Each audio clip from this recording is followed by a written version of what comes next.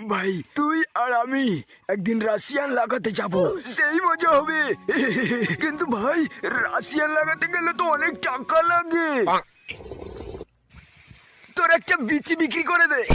ওরে বোকাচোদা, কি আরামি চোদা বন্ধু রে। এবার আছে কালো ছেঁড়া চুলে চুরি মালা দিয়ে মোবাইলে বাড়ি ভাঙা দিয়ে বাদাম মোবাইলে বাড়িগুলো 5 টাকা দাম। বলো বাবু কি চাই, বাদাম খাবে? এখানে কি আছে বাড়া? এই যে বাবু বাদাম বিক্রি করছি। বাড়া বাদাম বিক্রি করার জায়গা মান না? হ্যাঁ বাবু, তোমার মনে হচ্ছে মনটা খারাপ তাই না? দাঁড়া বাবু, তোমার মন আমি এখনই ভালো করে দিচ্ছি। এ বাদাম আছে কালো ছেঁড়া চুলে। তোর বালের বাদাম তোর গায়ে ঢুকে রাখবো মারি। এই বাবু তুমি এরকম করছো কেন? বাবু মানে চোখান কে ছেলে বাদাম বিক্রি করার জায়গা পাস না, বেরাবো মারি। কি তুমি এরকম কথা বলছো কেন বাবু? দুটো বাদাম দিচ্ছি, খেয়ে দেখো। বোকা চোদা তোর বাদামের কপাল মারি। বালের বাদাম। হ্যাঁ আরে আরে আরে, আমার সব বাদাম পড়ে গেল রে।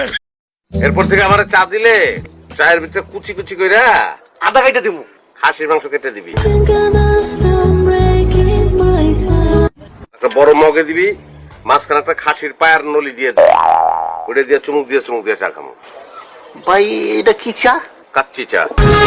যখন আমি স্কুল স্টুডেন্ট, আমার জীবনে শুধু একটাই জিনিস, পড়া পড়া আর পড়া। সারা দিন বসে বসে পড়বো, একটা ক্লাসও ভাঙ করব না, এমনকি একদিনও স্কুল অ্যাবসেন্ট করব না। সব প্রবলেমের সলিউশন জাস্ট আমার ঠোঁটের গোড়ায়। মানুষ আমাকে লিটিল আলবার্ট আইনস্টাইন নামে চিনবে। টিচারদের সাথে খুব পিরিত থাকবে, আর রেজাল্টেও 100-100ই থাকবে। এই না হলে আমি 2 সেকেন্ড লেটার। আরে আরে কি হলো? হ্যাঁ কি হলো?